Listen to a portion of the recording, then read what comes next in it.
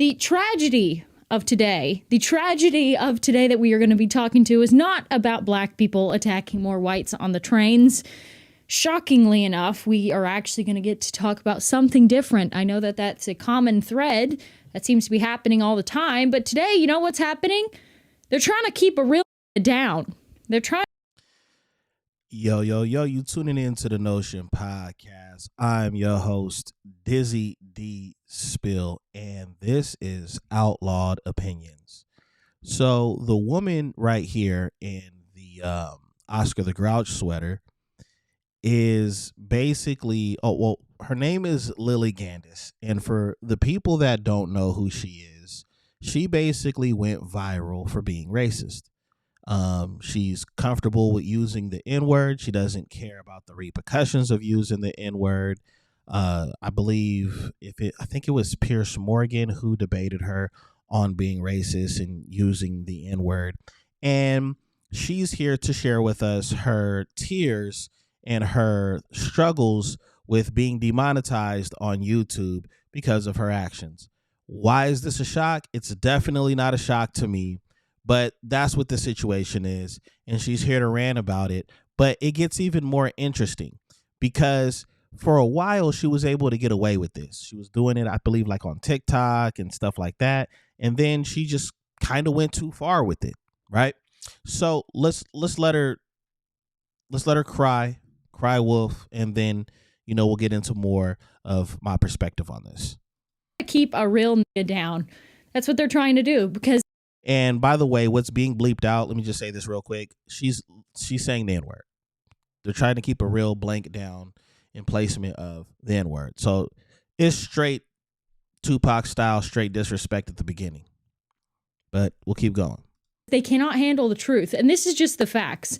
When you come speaking the truth about certain things, if you're raising racial awareness, let's say, if you are, heaven forbid, pro-white or a pro-white voice out there, which I am, which I always will be and will always influence my content no matter what it is, they will try to keep you down. I don't know who they would be, but this is what we're dealing with in this climate. We're dealing with a whole lot of tone deaf. We're dealing with a lot of people will say this is rage baiting. That's what a lot of the younger cats would say. I would call it provoking and antagonizing. I'm a little bit old school, so I'll go off of definitions. And just for her to refer to herself as the N-word, I mean, that's fine. I mean, if that's what you want to call yourself, whatever. But at the same time, we see what's going on here, right? And the whole idea of the whole white trying to protect her whiteness or whatever it is that she was just saying, the problem that she doesn't understand, that we understand as black folks, is that we are pro-black as far as in the improvement of the community and the betterment of the community and the culture. She's talking about she's being pro-white as white only. This is the problem. This is what civil rights was about. When for those that don't understand, that are not black, let me break it down to you. When people say that they're pro-black, that means we are for the culture, we are for the community, we are for the betterment of the community and the culture. You calling yourself the N-word and you bringing up situations with black people does not make you pro-white. It just makes you racist. It just makes you prejudiced. It just makes you a bigot. So now what people are doing, people like this, racist people like this, what they're doing is they're taking certain terms and certain behaviors in our community and that we use, to big us up and to recognize each other, and they're flipping it to say, oh, we're just doing the same thing without understanding context and definition. It's just like woke. One of the things that's been pissing me off over the past 5 years when I'm talking to non-black people and they say this woke culture, this woke, that word has been hijacked. Woke means the awakening and the understanding of what's going on in the world is how it affects our culture and how we see things and what's been allied to us and us awakening and seeing the truth. Now, woke culture is inclusivity, DEI, and everything else. That's not what woke meant to black people. Just for the record, but I'm going to carry on. I've said in a couple other videos that there is a pipeline of cancellation. So what this is here's the top tier of cancellation. The top part of cancellation is they will try to smear your name. So they'll put out hit pieces and they'll try to cancel you. I've officially been demonetized on YouTube, which was my sole form of income. Aside from a few tiny little outlets here and there, YouTube was my main moneymaker. And I'm kind of stupid. I don't have a 5-year plan. I agree with her. And I know that you guys that are tuning in agree with her too. Yes, she is stupid. Because most people that build a career off of just bashing other people, they're literally limiting themselves, and it's never a win. I don't see a whole lot of people that win that do this. And so for her to get online and start crying and complaining and tripping over the fact that she's been demonetized, it's like, what do you expect? And here's the crazy part. You're going to see in this video why she was demonetized. Let me just put that out there. This isn't even what she's doing right here is crazy work. But wait until you see why she was being demonetized. You've probably seen other videos of talking about it, but I'm going to give my synopsis as well. Plan ahead. I live in the moment. I put it all out there. I'm an open book. I live with my heart on my sleeve. You know, if I say something, I mean it. I couldn't censor myself. I refused to censor myself. It's just impossible. I really tried. My best. Believe it or not, what you saw on YouTube was the vanilla me. It was like the vanilla of the vanilla. The blackface outrage that shocked the internet. Lilly Gandis has become the latest figure in a disturbing online trend where individuals use racism as a form of self-promotion. Dressed in blackface and even performing a Hitler salute, Gaddis posted her Halloween costume online.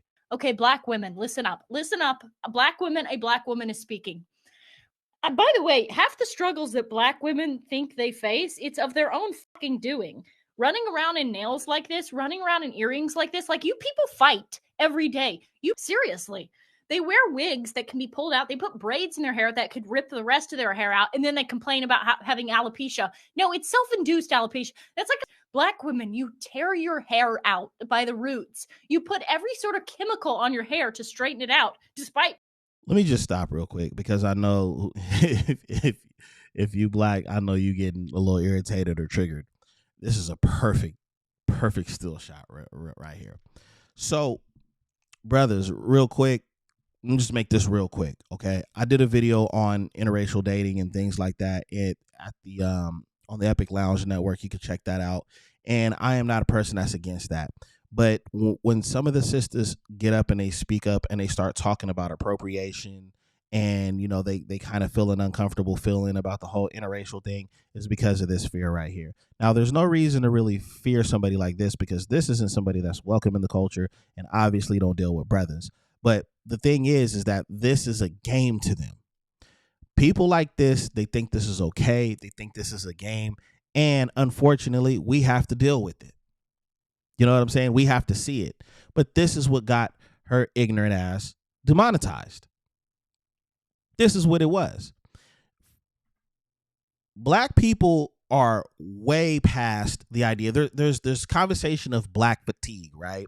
Now, there's two different definitions, right? There are the people that are non-black and they call themselves being black fatigue. They're tired of black people's crying about racism, crying about prejudice, crying about this. Well, first of all, we're not crying, number one. And number two, we're bringing awareness. And number three, it's tone deaf, it's disrespectful, and it's trash for you to sit up here and say that it's not racist and that racism doesn't exist or it's just this thing that we keep pushing.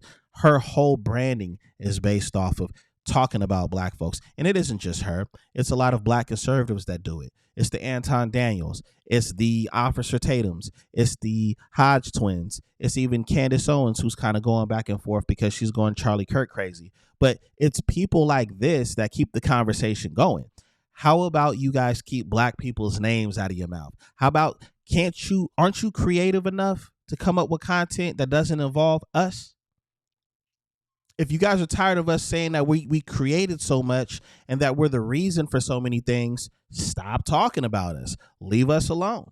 But see, even she can't pay her bills without bringing us up. And it cost her dearly because she went too far with it. She already had went too far. I honestly think the platform is a little late, but I guess better late than never. And then she wants to call herself trying to educate black women on what they need to be doing and why they go through the things that they go through. But then sisters would be wrong if they caught her in the frozen food section and they decided to give her the heel of the Thames. I'll keep going. Being so proud of being black. Hail the black woman. Hail her. And the tragedy of today. Hit people with the Hitler. Did you see that? Did you see how she hit people with the Hitler? Ain't that crazy work? That's not crazy work. That's not crazy work. Let me see. I think I lost my spot real quick. Hold on. Let's run it back. Lilly Gandis has become the latest figure in a disturbing online trend where individuals use racism as a form of self-promotion. Dressed in blackface and even performing a Hitler salute, Gaddis posted her Halloween costume online. Okay, black women, listen up. Listen up. A black woman is speaking. By the way, half the struggles that black women think they face, it's of their own fucking doing. Running around in nails like this, running around in earrings like this, like you people fight every day. You seriously. They wear wigs that can be pulled out. They put braids in their hair that could rip the rest of their hair out. And then they complain about having alopecia. No, it's self-induced alopecia. That's like black women. You tear your hair out by the roots. You put every sort of chemical on your hair to straighten it out, despite being so proud of being black. Hail the... This is the problem with Hitler's granddaughter or great granddaughter right here. This is the problem. As you can see and as you can hear, she knows nothing about black culture. She knows nothing about the community, but she's able to build a platform. Now, shout out to YouTube for doing what they needed to do, but the next person in my comment section or on any of my platforms I want to sit up here and champion these people that are openly racist and that are openly prejudiced about these situations, I'm just going to keep going in on y'all because y'all sound stupid and you guys are definitely tone deaf. Now, the sad thing is that she got a platform. That means that there are people that are like-minded, that agree with her and that share the same sentiments. This is why I said it's going to be a long time before this racism conversation is over with. But you know what? I'm glad that certain people are taking certain steps. And she blamed everything and everyone else but taking accountability for what she said, what she's done. She thinks it should be protected and all this other nonsense. So, yeah, they shut her down. And I hope they keep shutting people down. I tell you, man, it definitely seems like because of the way politics have been, I would say over the past 8 years. I would say over the past 8 years, it's spawned this group of people that have now felt empowered to be open about their racism. And on top of one of the worst things about racism in today's climate is the things that they spew, the people that are racist that spew, that's not even factual. Most of these people, most of these white racists, they say things about the black community that are false. You have Google, you have ChatGPT, you have all of these different research sites, Harvard studies and everything like that you could go to, but you'd rather just lie, okay? Everything that she was saying, oh, you guys always fight and this, that, and the other. I see plenty of social media videos where it's white people fighting, black people fighting, Spanish folks fighting, but it's something about this small minority group of the 13 or 14% of population that just has y'all addicted to talking about us. Well, it cost you. You're not untouchable. This ain't 60 years ago.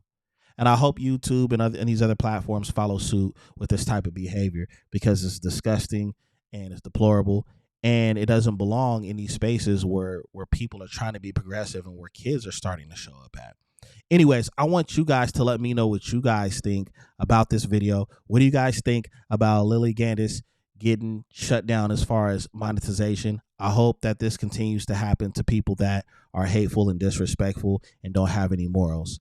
Anyways, I'm your host, Dizzy D Spill. You've been tuning into the Notion Podcast. Please, if this is your first time, turn notifications on at the bell right after you subscribe and let me know what you guys think in the comment section. I do respond and the Notion does respond. Until the next episode, you guys take care. Peace out.